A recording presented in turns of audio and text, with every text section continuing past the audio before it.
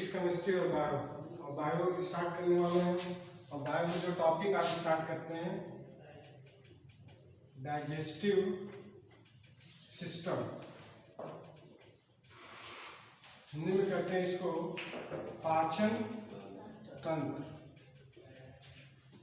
ठीक है, तो पाचन तंत्र मनुष्य शरीर का वह तंत्र होता है जो खाए हुए भोज्य पदार्थों को पचाने का कार्य करता है।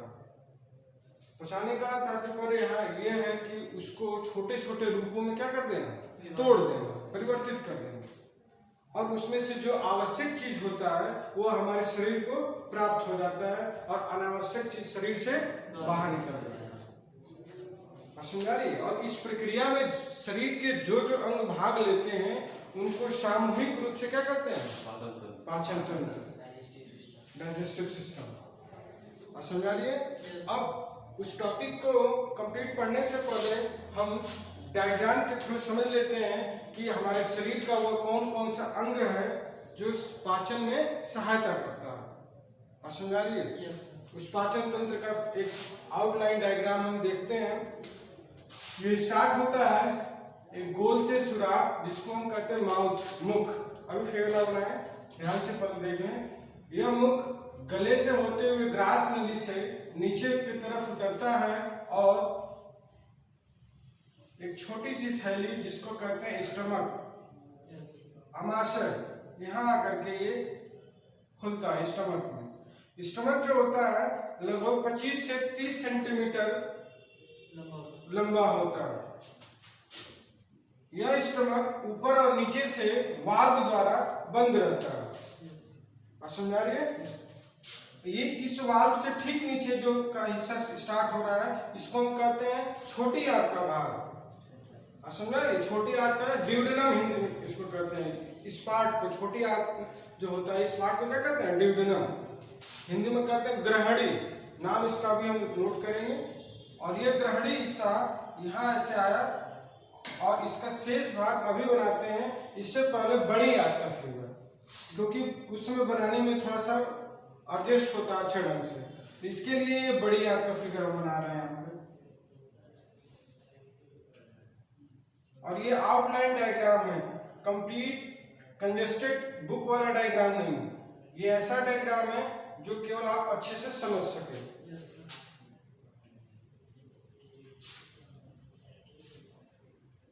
ये बड़ी आंत, यहां से बड़ी आंत शुरू हुआ और ये कंप्लीट होता है बड़ी आंत। अब जो शेष छोटी आंत का भाग बचा था उसको हम बनाने जा रहे हैं। ड्यूडेनम से जो स्टार्ट हुआ था इसका शेष भाग इस बड़ी आंत के ठीक पीछे से होकर आती है, तो वहां का हिस्सा दिखाई नहीं देता। और ये पूरा ऐसे फोल्ड होते हुए लगभग 6 से 7 मीटर की लंबाई में फैला हुआ ये जो छोटी आंत होता है, पूरा इस कंप्लीट डायग्राम होता है। ध्यान दें, हम आउटलाइन डायग्राम बना रहे हैं 6 से 7 मीटर में। ये पूरा कंजेस्टेड होता है, लेकिन समझने के लिए थोड़ा सा बस आउटलाइन डायग्राम। ठीक है, इसके बाद ये मुख्य पाचक अंग हो गया। अब इसमें 2 ग्रंथियां होती हैं जो भोजन को पचाने में सहायता करती हैं। उनमें से एक है लीवर, क्या कहते हैं इसको, लीवर।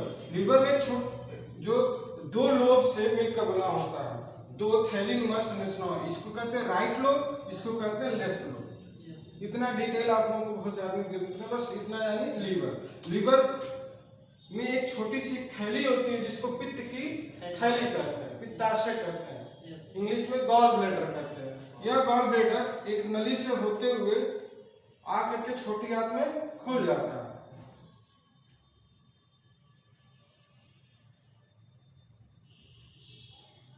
ठीक है, उसके बाद दूसरा जो पाचक ग्रंथि होता है कुछ पत्ती के आकार की संरचना होता है जिसको कहते हैं अग्नाशय। क्या कहते हैं उसको, अग्नाशय, इंग्लिश में पैंक्रियाज। ठीक है, ये कंप्लीट डायग्राम होता है किसका, पाचन तंत्र का। अब इसका हम नाम लिख देते हैं एक करके। ठीक है, ये आपका स्टार्टिंग किससे हुआ, माउथ, मुख। ये ओएसोफेगस, हिंदी में कहते हैं ग्रास नली। ठीक है, ये आपका स्टमक, हिंदी में कहते हैं अमाशय। पेट नहीं कहते, क्या कहते हैं? अमाशय कहते हैं। उसके बाद ये पैंक्रियाज, अग्नाशय, अग्नाशय। ठीक है, ये आपका लीवर, यकृत जानते हैं, ये गॉल ब्लैडर,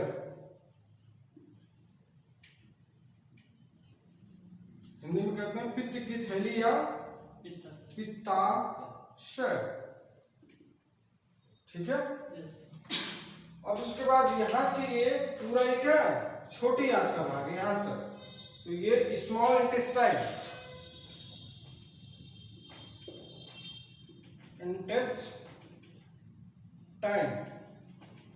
छोटी आंत, ये पूरा कंप्लीट लार्ज इंटेस्टाइन।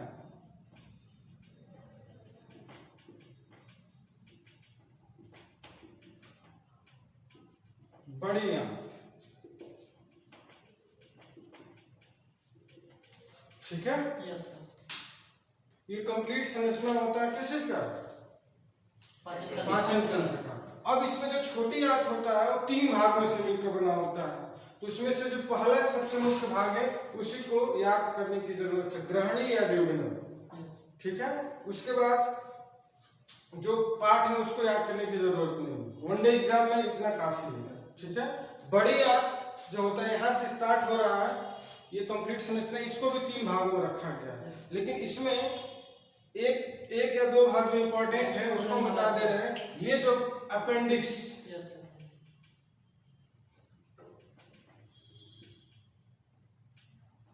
इसी को वर्निफॉर्म अपेंडिक्स भी कहते हैं, हिंदी में परिशेषिका, अवशेषी परिशेषिका भी कहते हैं।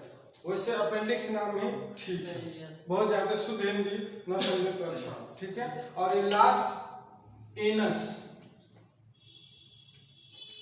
मल द्वार या गुदा द्वार। ठीक है, स्टार्ट कहां से हुआ? मुख से। जो भी हम फूड मटेरियल लेते हैं वह इस माउथ से लेते हैं, और ये गले से होते हुए फूड मटेरियल चबाने के बाद वाल्व से होते हुए कहां पहुंचता है? अमाशय में, स्टमक में। स्टमक में मूवमेंट करते हुए लगभग 3 से 4 घंटे तक भोजन इसमें रहता है, और लेकिन यहाँ पे आंशिक पाचन होता है भोजन का। भोजन का कैसा पाचन होता है? आंशिक पाचन होता है, लेकिन 3 से 4 घंटे तक लगभग भोजन इसमें रहता है। उसके बाद भोजन नीचे की तरफ चला जाता है, लेकिन भोजन का जैसा रूप होता है, अगर लिक्विड फॉर्म है, थोड़ा जेली फॉर्म है, तो वो उतना ही नीचे सरकना शुरू हो जाता है जल्दी से। लेकिन लगभग मान के चला जाता है अप्रॉक्स कि 20 से 25 मिनट के बाद ही स्टमक से कुछ भी नीचे की तरफ अर्थात छोटी आंत में जाता है। ठीक है, छोटी आंत से जब छोटी आंत में भोजन इस वाल्व से होकर प्रवेश करता है, तो इधर देखिए, इधर नली है, लेकिन भोजन इधर नहीं जाता है। क्यों? क्योंकि यहाँ भी वाल्व लगा रहता है। क्या लगा रहता है? जो भोजन को इधर जाने से अर्थात लीवर में जाने से रोकता है। लेकिन लीवर शरीर की सबसे बड़ी ग्रंथि होती है, और इस लीवर का लगभग 100 से अधिक कार्य है, जिसमें से पहला कार्य इस पाचन के लिए होता है पित्त रस का निर्माण करना, बाइल जूस का क्या करना? निर्माण करना। वह पित्त रस इसमें निर्मित होकर के इस गॉल ब्लैडर अर्थात पित्ताशय में आकर के इकट्ठा हो जाता है, एकत्र हो जाता है, और समय समय पर आवश्यकता अनुसार यहाँ से निकलता है और जा करके भोजन को पचाने में क्या करता है? सहायता करता है। कौन सा रस? पित्त रस। और पित्त रस जो होता है मुख्य रूप से वसायुक्त भोजन को पचाने में क्या करता है? सहायता करता है। और बाकी का इसका कार्य आगे हम नोट डाउन करवाएंगे। ठीक है, अब बात करते हैं भोजन थोड़ा सा और आगे बढ़ा तो कहाँ पहुंचा? अग्नाशय के पास। अग्नाशय की तरफ भी होल है, सुराख है, लेकिन भोजन इधर नहीं जाता क्योंकि यहाँ पे क्या लगा रहता है, वाल्व, जो भोजन को उधर जाने से रोकता है। इस अग्नाशय रस को मिश्रित ग्रंथि कहते हैं, मिक्स ग्लैंड कहते हैं, साथ ही साथ पूर्ण पाचक ग्रंथ भी कहते हैं, क्योंकि जो भी हम भोजन खाते हैं और जो पचने योग्य होता है उन सभी भोज्य पदार्थों को पचाने में सहायता करता है। कौन चीज? अग्नाशय से द्वारा निकलने वाला अग्नाशयी रस, पैंक्रियाटिक जूस। वो अग्नाशयी रस में एंजाइम्स के साथ साथ हार्मोन भी पाए जाते हैं, लेकिन उसमें जो एंजाइम्स होते हैं भोजन को पचाने वाले, वो भोजन को क्या करते हैं, पचाने में सहायता करते हैं। ठीक है, तो यहाँ से क्या निकलता है, अग्नाशयी रस, और छोटी आंत के ड्यूडेनम अर्थात ग्रहणी भाग में आकर के भोजन को पचाने में सहायता करता है। ठीक है, एक चीज और यहाँ ध्यान देंगे, इस पित्त रस में कोई एंजाइम नहीं होता। क्वेश्चन पूछ चुका, पित्त रस में कोई एंजाइम नहीं होता, वह पित्त रस केवल भोजन को पचाने में सहायता करता है, लेकिन अन्य जगह से जो एंजाइम्स निकल रहे हैं, यहाँ से अग्नाशयी रस निकल रहा है, वो भोजन को पचाने में सहायता नहीं, डायरेक्ट भोजन को पचाता ही नहीं।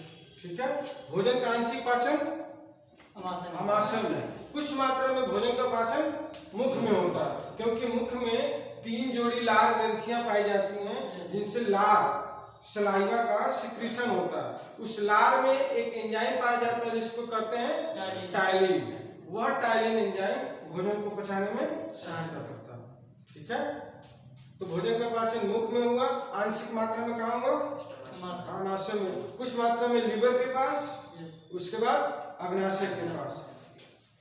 उसके बाद भोजन और आगे बढ़ता है और इस छोटी आंत में पूरी तरह से क्या हो जाता है, फैल जाता है।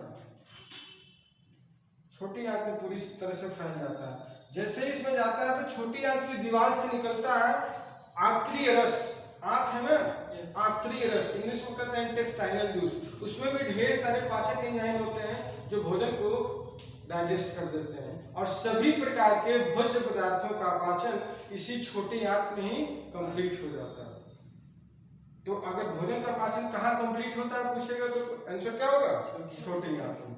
एक चीज यहाँ देखिए, ये वाला पार्ट थोड़ा सा छिपा हुआ दिख रहा है, तो इसको आप ये मत समझिए कि इसके अंदर से हो क्या है, ये अगर ऐसे गया है बड़ी आंत तो इसके पीछे से हो क्या आ रहा है, ऊपर से छोटी आंत, ये वाला हिस्सा वहां दिख नहीं रहा, उसके अंदर से नहीं हो क्या आ रहा। ठीक है, ये कंप्लीट होता है।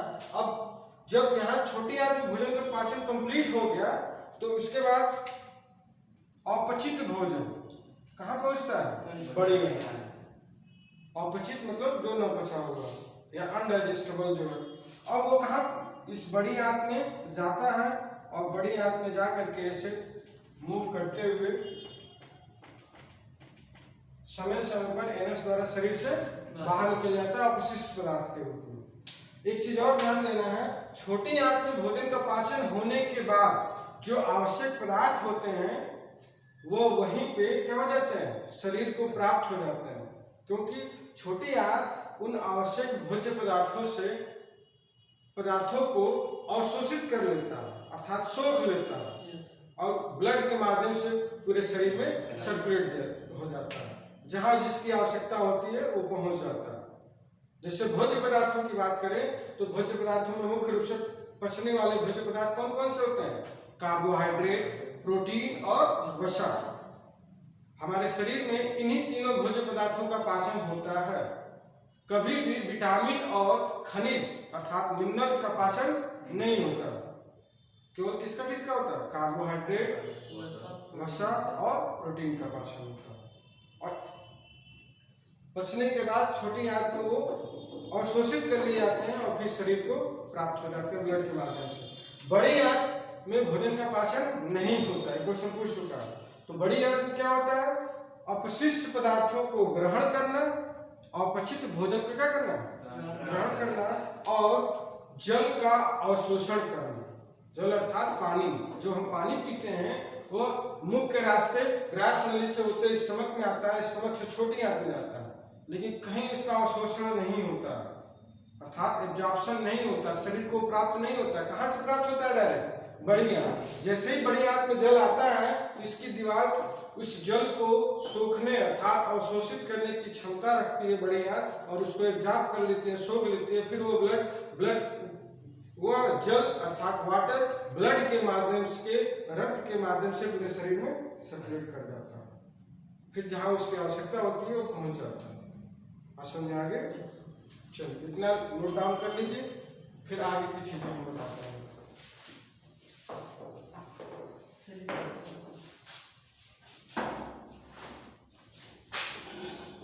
बात करते हैं ये पूरे आहार नली की बात करें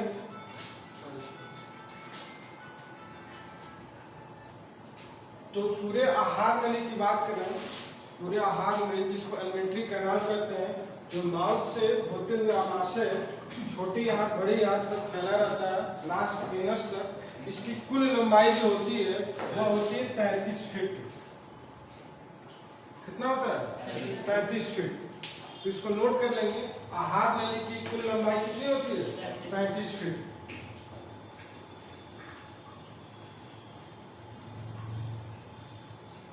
अगर मीटर की बात करें तो लगभग 10 मीटर। पूरे आहार नली की लंबाई मुख से लेकर के एनस तक कितना होता है? 10 मीटर लगभग। ठीक है, अब बात करते हैं मुख से लेकर के ग्रास नली की लंबाई। ग्रास नली की लंबाई जो लगभग वो भी 25 सेंटीमीटर होता है। कितना? ग्रास नली की लंबाई 25 सेंटीमीटर, फीट नहीं है, ध्यान देंगे। 25 सेंटीमीटर ग्रास नली की लंबाई। फिर उसके बाद आगे बढ़ते हैं अमाशय की लंबाई। तो अमाशय जो होता है वह लगभग 25 से 30 सेंटीमीटर, 25 से 30 सेंटीमीटर। अब बात करते हैं छोटी आंत की लंबाई। तो ये 6 से 7 मीटर। 6 से 7 मीटर किसकी लंबाई होती है? छोटी आंत। और वैसे फीट की बात करें तो लगभग 20 से 22 या 23 फीट माना जाता है, लेकिन फीट में क्वेश्चन नहीं पूछा। और बड़ी आंत की लंबाई बात करते हैं तो ये लगभग 1.5 से 2 मीटर।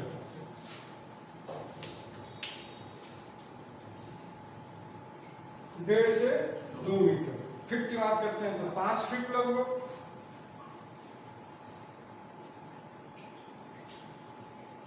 समझ आ रही है? तो ये चीज क्वेश्चन पूछा जा चुका है इसमें से, लेंथ पे करते हैं। अब चलिए हम आगे बात करते हैं मुख।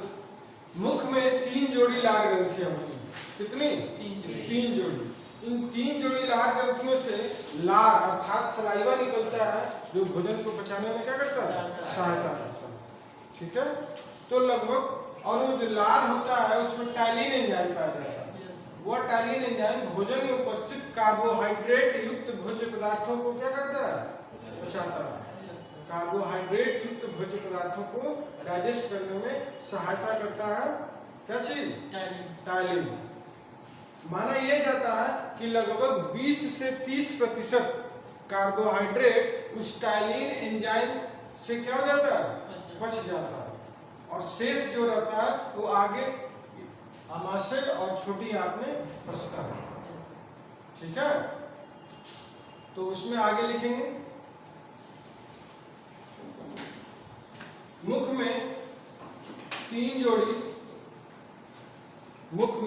जोड़ी लार ग्रंथियां पाई जाती हैं।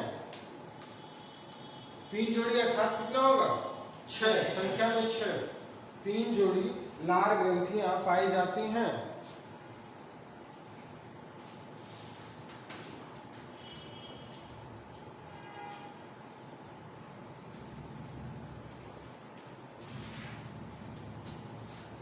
जिनसे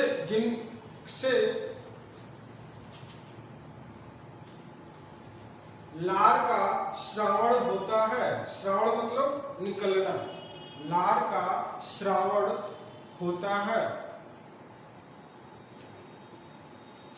नेक्स्ट पॉइंट में लिखेंगे लार में पाया जाने वाला, लार सलाइवा इंग्लिश में कहते हैं, में पाया जाने वाला टायलिन नामक एंजाइम, टायलिन नामक एंजाइम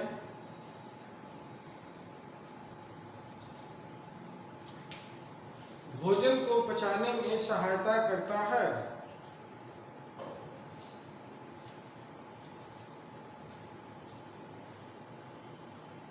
भोजन को पचाने में क्या करता है? सहायता करता है। ठीक है। अब भोजन कुछ मात्रा में डाइजेस्ट हुआ कहाँ पे? मुख में, सलाइवा में पाए जाने वाले टायलिन एंजाइम के द्वारा। तो लगभग कितना प्रतिशत? 30% कार्बोहाइड्रेट को डाइजेस्ट करता है। भोजन में उपस्थित 30% कार्बोहाइड्रेट को। अब भोजन जब अमाशय में पहुंचता है तो अमाशय में 3 से 4 घंटे तक रहता है। इसमें मूवमेंट करता है, गति करता है। उस गति को कहते हैं क्रमानुकुंचन गति। कौन सी गति करता है? क्रमानुकुंचन गति। उस गति के परिणाम स्वरूप भोजन एकदम लेई के समान हो जाता है। कैसा हो जाता है? लेई के रूप में। उस लेई रूपी भोजन को इस स्टमक में कहते हैं काइम। क्या कहते हैं? काइम। क्वेश्चन पूछ चुका, ठीक है ना। तो काइम किसके द्वारा बनता है? क्रमानुकुंचन गति के परिणाम स्वरूप भोजन एकदम लेई बन जाता है। उसी लेई रूपी भोजन को क्या कहते हैं? काइम। इस अमाशय की दीवारों में जगह जगह ग्रंथियां होती हैं ढेर सारी, जिनसे रस निकलता है। उस रस को कहते हैं जठर रस, गैस्ट्रिक जूस। उस गैस्ट्रिक जूस में एंजाइम के साथ साथ HCl इत्यादि पाए जाते हैं, जो भोजन को पचाने में सहायता करता है। ठीक है। उस गैस्ट्रिक जूस में क्या पाए जाते हैं? एंजाइम, जो भोजन को पचाने में सहायता करते हैं, और HCl। उसी HCl के कारण भोजन का माध्यम अमाशय में कैसा हो जाता है? अम्लीय रहता है। कैसा रहता है? अम्लीय होता है। ठीक। भोजन फिर इस वाल्व से होते हुए नीचे तरफ अर्थात छोटी आंत में पहुंचता है। तो छोटी आंत में इस लीवर में बनने वाला क्या चीज? पित्तरस। पित्तरस बन करके जो गॉल ब्लैडर में इकट्ठा था, पित्त के थैले में इकट्ठा होता है, तो यहाँ से निकल करके जब छोटी आंत के ड्यूडेनम अर्थात ग्रहणी में जाता है, तो वहाँ पहुंचे हुए कार्बोहाइड्रेट वसा को पचाने में सहायता करता है। और वसा को पचाने में क्या करता है कि वसा जैसे पहुंचा उसको वसा की बूंदों में बदल देता है। वसा को किसमें बदल देता है? वसा की बूंदों में, छोटी छोटी बूंदों में बदल देता है। ठीक है। न कि उसका पाचन करता है, उसका रूप क्यों बदलता है? इसलिए क्यों? क्योंकि पित्त रस में कोई एंजाइम नहीं पाया जाता। ठीक। अब अग्नाशय की बात करते हैं। तो अग्नाशय को पूर्ण पाचक ग्रंथि कर दिए, क्योंकि इसके द्वारा निकलने वाला एंजाइम प्रोटीन को भी पचाता है, कार्बोहाइड्रेट को भी पचाता है और वसा को भी पचाता है। तो इन तीनों को पचाने की वजह से इसको कहते हैं पूर्ण पाचक ग्रंथि। और इससे निकलने वाले रस को कहते हैं अग्नाशयी रस। ठीक है। Pancreatic juice. ठीक। उसके बाद भोजन का पाचन कंप्लीट कहाँ हो जाता है? छोटी आंत में, आंतरीय रस के द्वारा।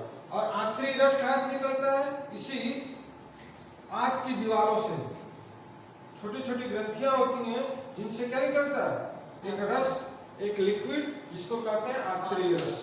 और भोजन का कंप्लीट वही पाचन हो जाता है। एक चीज यहाँ देख रहे हैं, अपेंडिक्स, जो बड़ी आंत के स्टार्टिंग वाले भाग में।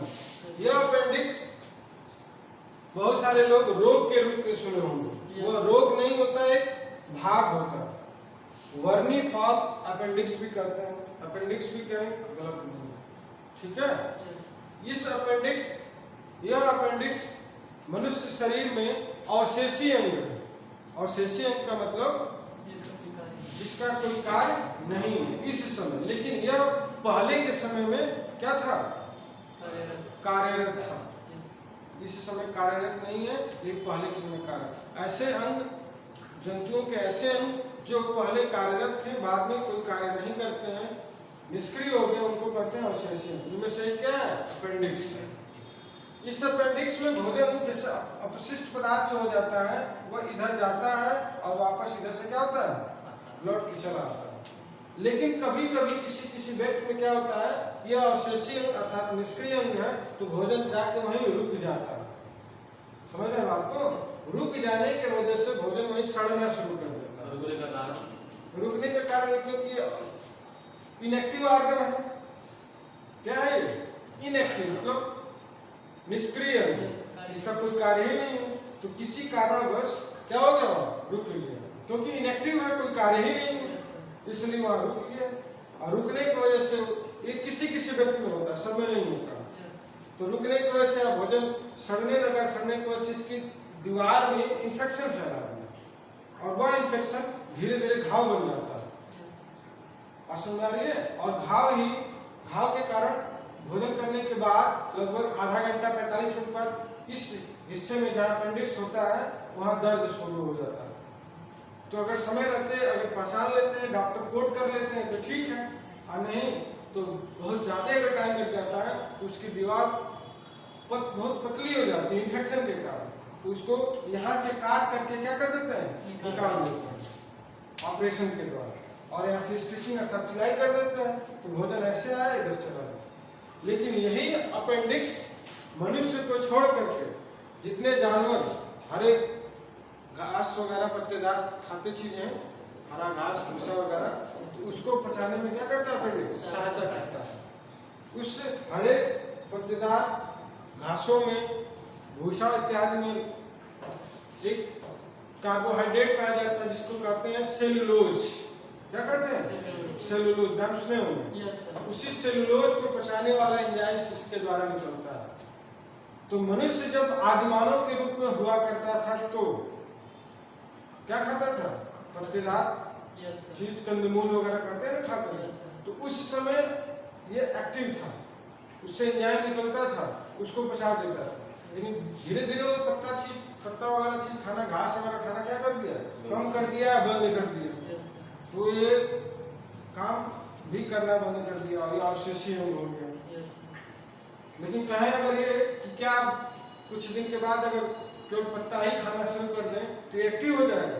नहीं होगा। कब? कई पीढ़ी लग सकता है, संभावना है कई पीढ़ियों बाद ऐसा हो सकता है कि जो ये सी अनाज वगैरह नहीं खा रहे हैं, केवल पत्ता ही खा रहे हैं, तो हो सकता है कि संभावना, क्योंकि इसी तरह से तो वो भी हुआ है, तो ऐसा हो सकता है। जैव विकास के थ्रू इस तरह से चीजें कही जाती है कि जिस अंग का कार्य हम ज्यादा करेंगे वो अंग ज्यादा काम करेगा, और जिस अंग का काम नहीं लेंगे वो कम काम करेगा, और एक ऐसा समय आएगा कि वो निष्क्रिय हो जाएगा। उसमें से वही क्या है, अपेंडिक्स। समझ आ रही है? और इसमें किसी को कुछ पूछना है, समझना है तो बताइए।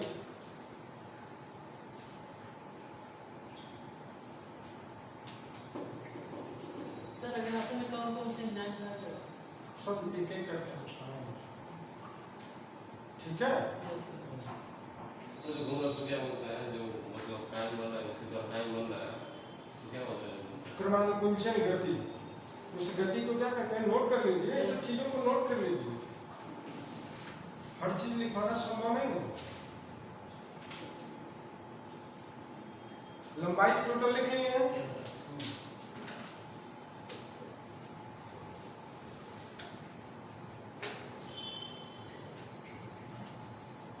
अब हम बात करते हैं लिख दे रहे हैं, चलिए।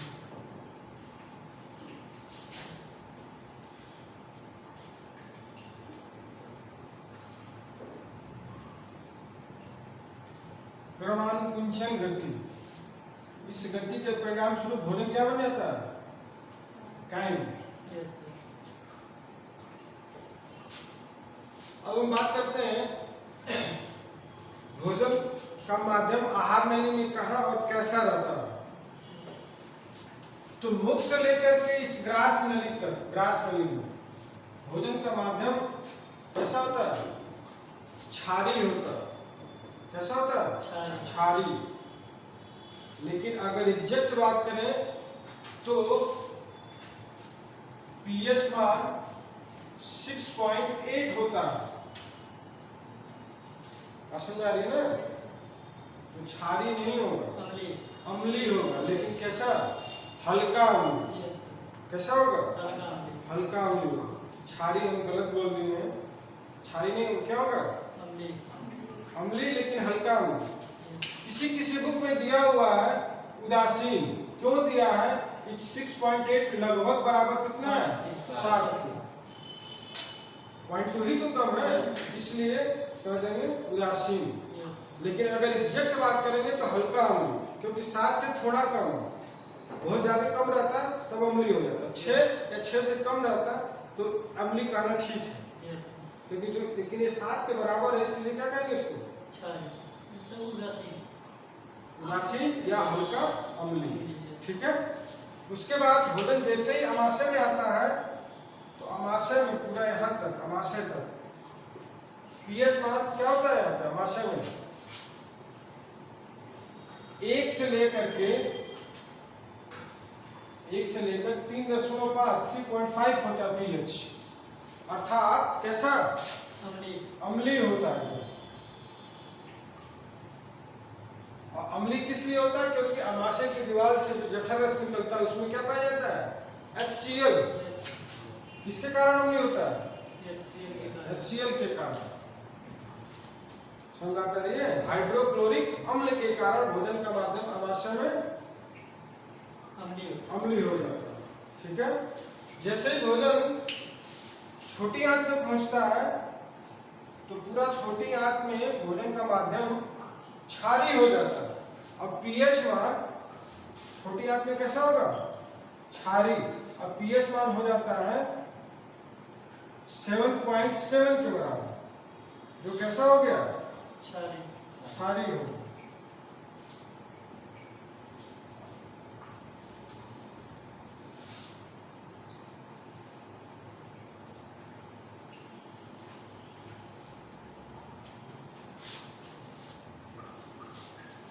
उसी में फिगर में नोट डाउन कर लीजिएगा।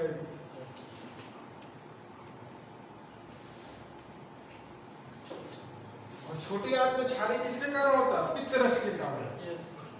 पित्त रस के कारण भोजन का माध्यम छोटी आंत में क्षारीय हो जाता है।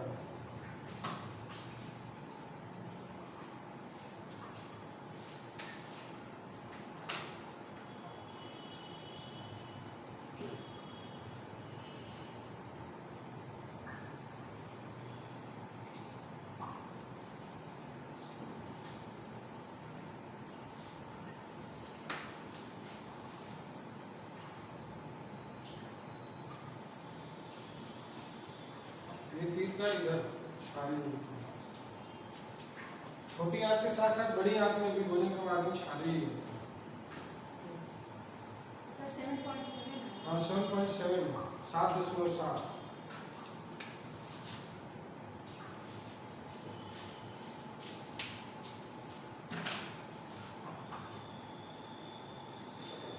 ठीक है।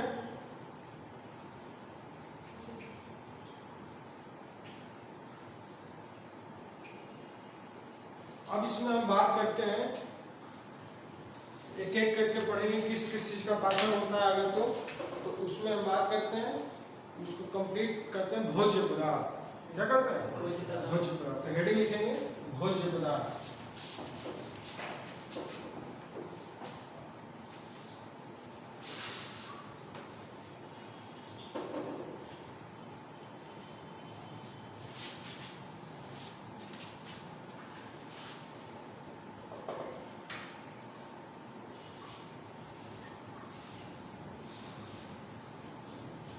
ऐसे कोई खाद्य पदार्थ भी करते हैं।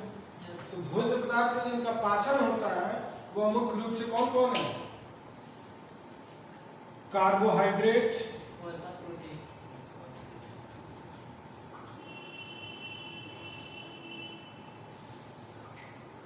प्रोटीन,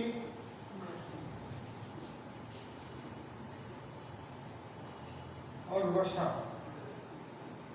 इसी को लिपिड भी कहते हैं। Yes sir.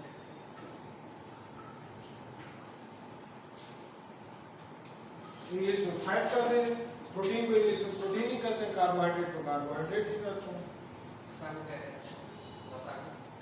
लिपिड, फैट, ये 3 ऐसे भोज्य पदार्थ हैं जिनका हमारे शरीर में क्या होता है? पाचन होता है। यस ठीक है। इसके अलावा और जो भोज्य पदार्थ हैं, चौथा और पांचवा, वो है विटामिन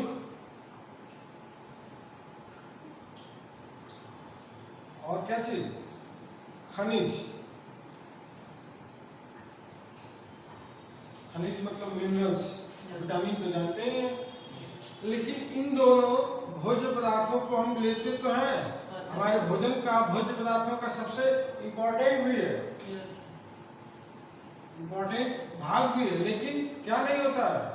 पाचन नहीं होता है। इनका हमारे शरीर में पाचन नहीं होता। पाचन किनका किनका होता है? अच्छा, ठीक है। इन तीनों के पाचन के बारे में हम एक एक करके पढ़ेंगे कि इनका पाचन कार्बोहाइड्रेट का कहाँ और कैसे होता है, किस रूप में होता है, प्रोटीन का पाचन किस रूप में होता है, और वसा का पाचन कैसे और किस रूप में होता है। ठीक है, चलो।